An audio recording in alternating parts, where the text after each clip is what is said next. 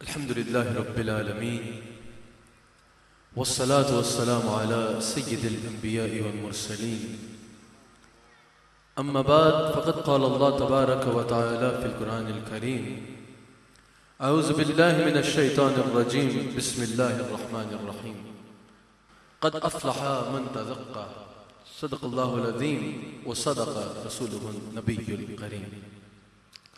सच्चा हमारा मालिक और सच्चा हमारा खालिक के सिवा उस वाहिद यकता के कोई इबादत के लायक नहीं, के सिवा उस वाहिद यकता के कोई इबादत के लायक नहीं।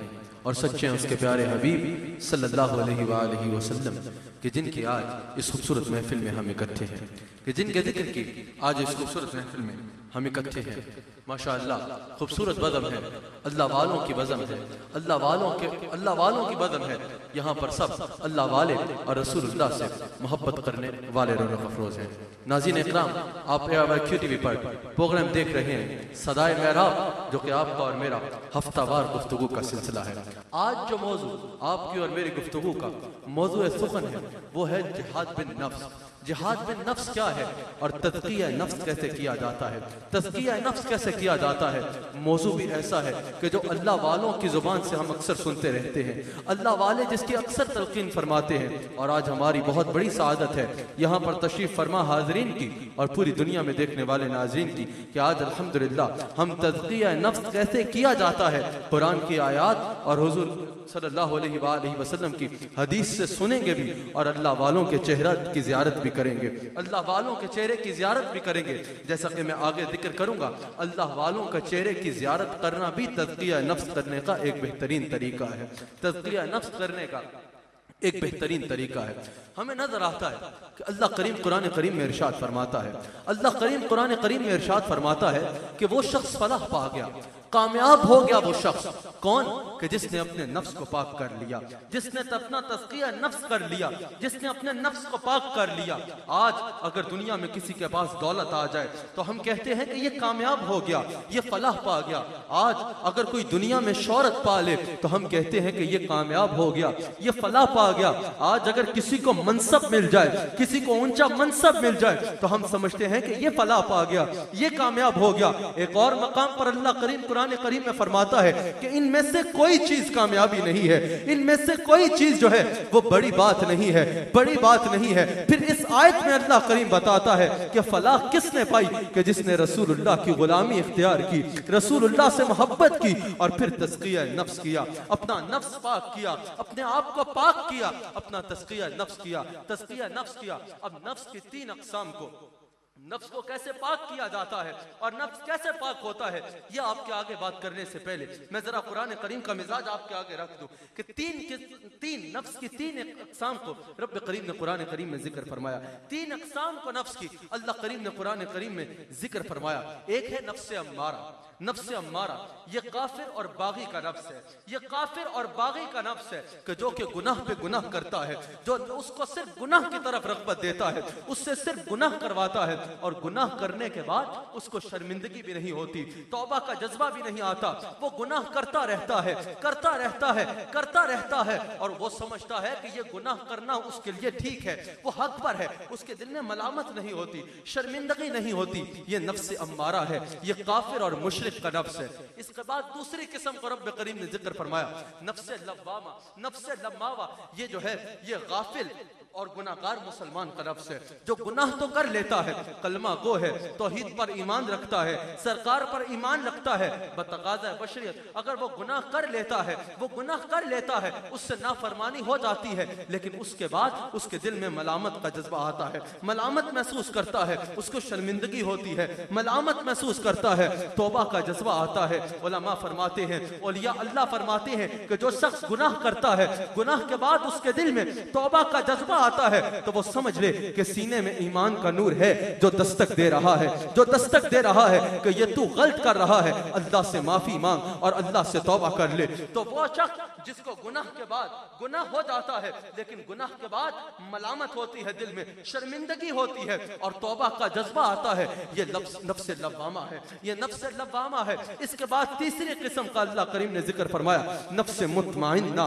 नफ्स मुतमइन्ना ये नफ्स जो है ये सबसे पहले अंबिया का है, अंबिया का है, रसूलों का है, सहाबा का है, औलिया का है और अल्लाह के मुकर्रब बंदों का है, अल्लाह के पसंदीदा बंदों का है, अल्लाह के नेक बंदों का, मोमिनीन का और रसूलुल्लाह की इत्तबा करने वालों का है। ये नफ्स मुतमइन्ना की मंजिल ऐसी मंजिल है कि अल्लाह करीम कुरान करीम में इरशाद फरमाता है, नफ्स मुतमइन्ना की मंजिल पे जो लोग फाइज हैं उनको मुखातिब फरमाता है और फरमाता है आ मेरी जानिब, और इस हाल में आ कि मैं तुझसे खुश और तू मुझसे खुश, मैं तुझसे खुश और तू मुझसे खुश। नाज़रीन इकराम, हमने कोशिश करनी है कि नफ्स मुतमइन्ना की मंजिल हासिल करें, क्योंकि ये ऐसी मंजिल है कि जब नफ्स मुतमइन्ना की मंजिल पे फाइज बंदा दुनिया से रुखसत होगा तो कुरान की आयत ये उसका इस्तकबाल करेगी, कुरान की ये आयत उसका इस्तकबाल करेगी कि मेरे बंदे मेरे जाने भा इस तरह से आ कि मैं तुझसे खुश हूँ और तू मुझसे खुश है, और मेरे बंदों में शामिल हो के मेरी जन्नत में दाखिल हो जा, मेरे बंदों में शामिल हो के मेरी जन्नत में दाखिल हो जा। ये कुरान की आयत उस शख्स का इस्तकबाल करती है जो नफ्स मुतमइन्ना की मंजिल पे फाइज है, जो सरकार के कदमों को थाम के अपने नफ्स का ऐसा तज़किया कर चुका है कि वो नफ्स मुतमइन्ना की मंजिल पे फाइज हो चुका है। अब नफ्स जिहाद में नफ्स है क्या? जिहाद में नफ्स क्या है? बंदा अपने नफ्स का कैसे तज़किया करे? जिहाद में नफ्स है क्या? सरकार कुल आलम इसका जवाब इरशाद फरमाते हैं, सरकार के हदीस का मफहूम है कि जिहाद में नफ्स ये है कि अपनी ख्वाहिशात को अल्लाह और उसके रसूल के अहकाम के ताबे कर देना, अल्लाह और उसके रसूल के अहकामात के ताबे कर देना। बंदा नफ्स मुतमइन्ना की मंजिल पे कैसे फाइज होगा? जब वो अपनी ख्वाहिशात को अल्लाह और उसके हबीब के अहकामात के ताबे कर देगा। यानी उसका दिल कर रहा है, रात को सोया है, गरम बिस्तर में सोया है, अजान की आवाज आती है, दिल तो कर रहा है कि नमाज नहीं पढ़ूं, उठ जाऊंगा, नींद डिस्टर्ब होगी, मेरी नींद डिस्टर्ब हो जाएगी, लेकिन दिल में वो रसूलुल्लाह की हदीस याद करे कि सरकार ने फरमाया है कि नमाज ना छोड़ना, नमाज पढ़ो। जब वो अपनी नफसानी ख्वाहिश को छोड़ के सरकार का हुक्म मानेगा, ये अमल करते करते करते वो नफ्स मुतमइन्ना की मंजिल पे फाइज हो जाएगा। यानी दिल कर रहा है कि बंदा झूठ बोले, दिल कर रहा है कि बंदा ऐसे काम करे जिससे अल्लाह और उसके रसूल ने मना फरमाया है, लेकिन जब वो उन कामों को तल्ख करेगा, अपनी नफसानी ख्वाहिशात को छोड़ के अपनी नफसानी ख्वाहिशात पर अल्लाह और उसके रसूल के अहकामात को तरजीह देगा, तो सरकार फरमाते हैं ये अमल करते करते करते आखिर बंदा नफ्स मुतमइन्ना की मंजिल पे फाइज हो जाएगा, नफ्स मुतमइन्ना की मंजिल पे फाइज हो जाएगा। तो जिहाद में नफ्स का मफहूम सरकार की हदीस से हमें क्या मिलता है कि अपनी ख्वाहिशात को अल्लाह और उसके रसूल के अहकामात के ताबे कर लेना, अपनी सब ख्वाहिशात को अल्लाह और उसके रसूल के अहकामात के ताबे कर लेना, अहकामात के ताबे कर लेना। और जिहाद में नफ्स कोई छोटा जिहाद नहीं है, अपने नफ्स के साथ जिहाद करना और इस तरह से जिहाद करना कि अपनी ख्वाहिशात को खत्म करके अपनी ख्वाहिशात को अल्लाह और उसके रसूल के अहकामात के ताबे कर देना, ये कोई छोटी बात नहीं है, इसका अजर कुछ छोटा नहीं है। आओ जरा इसकी अहमियत सरकार की हदीस में तलाश करते हैं, सरकार की हदीस को खंगालते हैं और देखते हैं कि जिहाद बिन नफ्स की और नफ्स का तज़किया करने की अहमियत क्या है, अल्लाह के यहाँ ये कितना काबिल कबूल और कितनी अहमियत रखता है ये मंजिल, ये काम। तो हमें नजर आता है कि सरकार कुल आलम गज़वे से वापस तशरीफ लाते हैं, गज़वे से वापस तशरीफ ला रहे हैं, जंग के बाद मदीना मुनव्वरा वापस पहुंचते हैं, तो सरकार ने सहाबा को मुखातब फरमाया, सहाबा को मुखातब फरमा के फरमाया कि ऐ मेरे सहाबा, जानते हो कि हम छोटे जहाज से बड़े जहाज की जानिब आ गए हैं, हम छोटे जहाज से बड़े जहाज पे आ गए हैं। सहाबा ने अर्ज की, या रसूल अल्लाह, हमारे माँ और बाप आप पे कुर्बान, ये आप इरशाद फरमा रहे हैं, आपकी बात में कोई शक नहीं, पर हमें समझ में नहीं आ रहा कि या रसूल अल्लाह, हम तो अपने घरों में आ गए हैं, हम तो दारुल अमान में आ गए हैं, हम तो अपने इलाके में आ गए हैं, यहाँ किसी का वार तो दूर की बात है, किसी का आंख उठा के देखना किसी की जुर्रत नहीं है, मैली आंख से देखना किसी की हिम्मत नहीं है। या रसूल अल्लाह, हमने तलवारें रख दी हैं, हम अपने बीवी बच्चों में आ गए हैं, हम उस इलाके में आ गए हैं जहां पर हमारी हुकूमत है। सरकार, यहाँ आप फरमा रहे हैं कि हम छोटे जहाज से बड़े जहाज की जानिब आ गए, वहां तो लाशें गिर रही थी, वहां तो शहादतें हो रही थी, या रसूल अल्लाह, यहाँ तो हम अपने घर में अपने बीवी बच्चों के पास बैठे हैं, ये कौन सा बड़ा जिहाद है? सरकार ने फरमाया, याद रखना, असल जिहाद वो है जो तुम अपने नफ्स के साथ करते हो। दरअसल वो जंग नफ्स के साथ जो होती है वो शैतान के साथ जंग होती है, वो शैतान के साथ जंग होती है। एक और हदीस में सरकार इरशाद फरमाते हैं, ये बुखारी शरीफ की हदीस थी कि सरकार ने इरशाद फरमाया कि हम छोटे जहाज से बड़े जहाज की जानिब आ गए, क्योंकि असल जहाद वो है जो अपने नफ्स के साथ किया जाए। एक और हदीस में सरकार इरशाद फरमाते हैं, सरकार कुल आलम इरशाद फरमाते हैं कि असल मुजाहिद और सबसे बड़ा मुजाहिद वो है जो अपने नफ्स के साथ जहाद करता है, जो अपने नफ्स के साथ जहाद करता है। नफ्स के साथ जहाद का मतलब यानी अपनी ख्वाहिशात को अल्लाह और उसके रसूल के अहकामात के ताबे कर लेता है, अल्लाह और उसके रसूल के अहकामात के ताबे कर लेता है, अहकामात के ताबे कर लेता है। अब जिहाद में नफ्स के लिए, नफ्स का तज़किया करने के लिए बहुत जरूरी है कि आंख को साफ किया जाए, आंख की हिफाजत की जाए कि बंदा बदनिगाही ना करे। बहुत जरूरी है कि कानों की हिफाजत की जाए, कानों की हिफाजत की जाए कि बंदा गाने बाजे और उल्टी सीधी बातें सुनने से बेहतर है या अल्लाह का कुरान सुने, या रसूलुल्लाह की हदीस सुने, या रसूलुल्लाह की नात सुने। जुबान का तज़किया बहुत जरूरी है, जुबान को पाक और साफ रखना बहुत जरूरी है कि बंदा गालियां ना निकाले, बंदा गालियां ना बके, बंदा किसी की गीबत ना करे, बंदा किसी को अपनी जुबान से तकलीफ ना पहुंचाए, बल्कि जब पढ़े या कुरान की तिलावत करे या रसूलुल्लाह की हदीस पढ़े या रसूलुल्लाह की नात पढ़े, और अगर अपनी जिंदगी के मामलात में भी जुबान चलाए तो उससे किसी को तकलीफ ना हो, उससे झूठ ना निकले, उससे गीबत ना हो, उस जुबान से भी किसी को नुकसान ना पहुंचे। अपने हाथों की हिफाजत करे, अपने पांवों की हिफाजत करे कि कभी बुराई की जानिब ना जाएं। लेकिन ये तो वो चीजें हैं जो हमें नजर आती हैं। एक चीज है जिसकी तरफ हम तवज्जो ही नहीं देते, जिसकी तरफ हम तवज्जो ही नहीं देते, लेकिन तज़किया नफ्स के लिए सबसे अव्वल चीज सरकार ने वो इरशाद फरमाया, सबसे अव्वल दर्जा सरकार ने उसको दिया कि सबसे पहले उसको पाक करो। वो क्या है? आइए जरा रसूलुल्लाह की हदीस से देखते हैं कि वो क्या चीज है जिसका तज़किया सबसे ज्यादा जरूरी है। तज़किया नफ्स के लिए, जहाद बिन नफ्स के लिए सरकार कुल आलम इरशाद फरमाते हैं, बुखारी शरीफ की हदीस है, सरकार इरशाद फरमाते हैं कि तुम्हारे जिस्म में एक गोश्त का लोथड़ा है, एक गोश्त का लोथड़ा है, जो ठीक हो जाए तो तुम्हारा सब कुछ ठीक हो जाएगा, तुम्हारा सारा जिस्म ठीक हो जाएगा, सारे जिस्म का तज़किया हो जाएगा।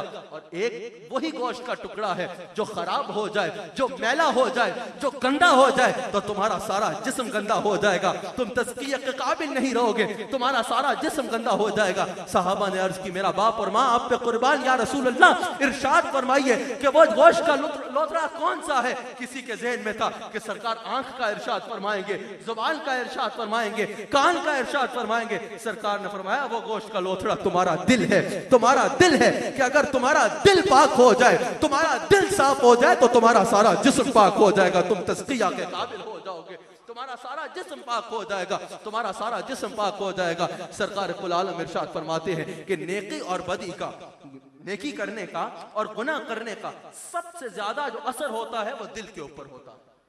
सबसे ज्यादा नेकी और बदी का जो असर होता है, ये मालिक कुल आलम इरशाद फरमा रहे हैं कि नेकी और बदी का सबसे ज्यादा असर जो होता है वो इंसान के दिल पे होता है, वो दिल पे होता है। यानी बंदा नेकी करेगा तो दिल रोशन होगा, और बंदा बदी करेगा, गुनाह करेगा तो उसका दिल काला होगा, दिल पत्थर होगा, दिल को जंग लगेगा, दिल काला होगा। यानी नेकी करने का सबसे ज्यादा फायदा अगर होगा तो वो भी इंसान के दिल को होगा, अगर बदी करने का सबसे ज्यादा नुकसान होगा तो वो भी दिल को होगा, इंसान के दिल को होगा। सरकार कुल आलम की हदीस है, इसको समझने के लिए एक और हदीस में आपके आगे रखता हूं सरकार की, जिसके आपको यह समझ आ जाएगा कि दिल को क्या नुकसान होगा और दिल को क्या फायदा होगा। मालिक कुल आलम इरशाद फरमाते हैं, सरकार कुल आलम सल्लल्लाहु अलैहि वसल्लम इरशाद फरमाते हैं कि अगर कोई शख्स गुनाह करता है, नाफरमानी करता है, बदअमली करता है, गुनाह करता है, नाफरमानी करता है, तो उसके दिल पर एक स्याह नुक्ता लगा दिया जाता है, उसके दिल पर एक स्याह नुक्ता लगा दिया जाता है।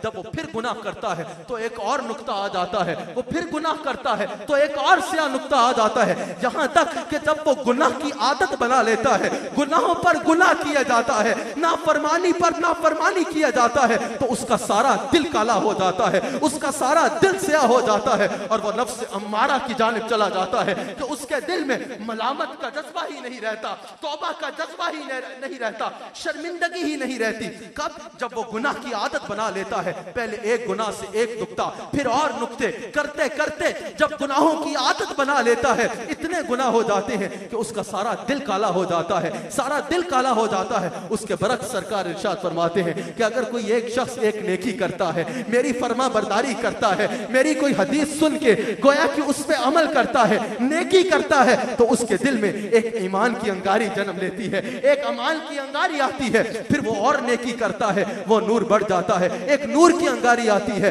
फिर वो और नेकी करता है, वो नूर बढ़ जाता है, यहां तक कि उसको नेकी की आदत हो जाती है, नेकी की आदत हो जाती है। वो अपनी ख्वाहिशात को अल्लाह और उसके रसूल के अहकामात के ताबे कर लेता है। सरकार फरमाते हैं फिर एक वक्त आता है कि उसका ऐसा तज़किया हो जाता है कि जैसे बार बार गुनाह करने वाले का दिल काला हो जाता है, इसका दिल नूर से मुनव्वर हो जाता है, इसका दिल नूर से मुनव्वर हो जाता है, इसका दिल नूर से मुनव्वर हो जाता है। और फिर जिसका दिल ऐसे नूर से मुनव्वर हो जाए, नजर आने में तो वो यहाँ पर होता है, नजर आने में तो उसका जिस्म सामने होता है, लेकिन उसकी रूह कई बार दिल में रसूलुल्लाह की जालियां चूम के आती है, रसूलुल्लाह की जालियां चूम के आती है। कब? जब उसका दिल नूर से मुनव्वर हो जाता है, जब उसका दिल साफ हो जाता है, तो उसका जिस्म तो हमारी आंख के सामने होता है, लेकिन उसकी रूह दिल में कई बार रसूलुल्लाह की जालियों का बोसा लेके आती है, रसूलुल्लाह की जालियों का बोसा लेके आती है। मैंने रूह का लफ्ज इसलिए इस्तेमाल किया क्योंकि इमाम गजाली इरशाद फरमाते हैं, इमाम गजाली इरशाद फरमाते हैं कि जिस्म और रूह के दरमियान राबिता जो है वो दिल कायम करता है। जिस्म और रूह के दरमियान राबिता जो है वो दिल है, जिस्म और रूह के दरमियान राबिता दिल है। यानी अगर दिल साफ हो जाए तो जिस्म भी पाक हो जाएगा और रूह भी पाक हो जाएगी, और अगर दिल गंदा हो जाए तो जिस्म भी नापाक हो जाएगा और रूह भी नापाक हो जाएगी। इसलिए सरकार ने बार बार इरशाद फरमाया कि अपने दिल को साफ करो।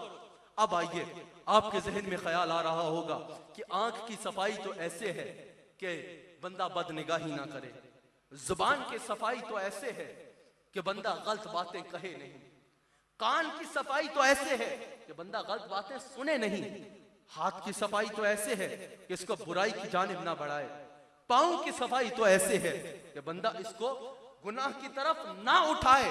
दिल की सफाई कैसे करे, दिल की सफाई कैसे करें? तो इसका तरीका भी हमें सरकार की हदीस से मिलता है, इसका तरीका भी हमें सरकार की हदीस से मिलता है। सरकार ने इरशाद फरमाया, ऐ मेरे सहाबा, तुम जानते हो कि लोहा जंग पकड़ता है? कहा या रसूल अल्लाह जानते हैं, जानते हैं कि लोहा जंग पकड़ता है। सरकार ने फरमाया कि क्या तुम्हें पता है कि लोहे की तरह दिल भी जंग पकड़ता? सहाबा ने कहा या रसूल अल्लाह, हमारा बाप और माँ आप पे कुर्बान। जरा देखो कि उनका आलम क्या था, उनकी शान क्या थी कि कोई भी बात करते तो पहले अपना बाप कुर्बान करते, फिर अपनी माँ कुर्बान करते, फिर सरकार से सवाल किया करते, फिर सरकार से सवाल किया करते। कहा हमारा बाप और माँ आप पे कुर्बान। या रसूल अल्लाह, लोहे पे जंग लग जाए तो उसको तो साफ करने के कई तरीके हैं। सरकार अगर किसी के दिल पे जंग लग जाए तो वो उसको कैसे साफ करे? सरकार ने फरमाया अल्लाह का जिक्र करने से और कुरान की तलावत करने से दिल का जंग साफ हो जाता है, दिल का जंग साफ हो जाता है। कैसे? कि बंदा अल्लाह का जिक्र करे और कुरान की तलावत करे, नेक अमाल करे, तो दिल का जंग साफ हो जाता है, दिल का जंग साफ हो जाता है। और कुरान करीम में भी अल्लाह करीम ने दिल को साफ करने का तरीका बताया, अला बिज़िक्रिल्लाहि तत्मइन्नुल कुलूब, कि अल्लाह का जिक्र जो है वो दिलों को साफ करता है, दिलों को सुकून देता है। यानी जो जो चाहता है कि उसका दिल साफ हो जाए, वो आज से चाहे यहाँ पर बैठे हाजरीन में से हो या पूरी दुनिया में AIQ TV पर देखने वाले नाजरीन में से हो, कसरत के साथ अल्लाह का जिक्र किया करो, कसरत के साथ कुरान की तिलावत किया करो, दिल में रसूलुल्लाह की मोहब्बत को बसा लो, तुम्हारा दिल साफ हो जाएगा, तुम्हारा दिल साफ हो जाएगा। हमें नजर आता है सरकार की हदीस है, सरकार कुल आलम सल्लल्लाहु अलैहि वसल्लम रौनक अफरोज है। हजरत वाबिसा सरकार के बुजुर्ग सहाबी हैं, सफों को चीरते चीरते सरकार की बारगाह में आ रहे हैं। सरकार ने बूढ़े वाबिसा को देखा, उसकी जल्दी देखी और मुस्कुरा के फरमाया, वाबिसा तू सवाल करने आ रहा है ना? कहा जी या रसूल अल्लाह। सरकार ने फरमाया, वाबिसा सवाल तू करेगा, जवाब मैं दूं या तेरे दिल का सवाल भी मैं बताऊं और जवाब भी मैं दूं?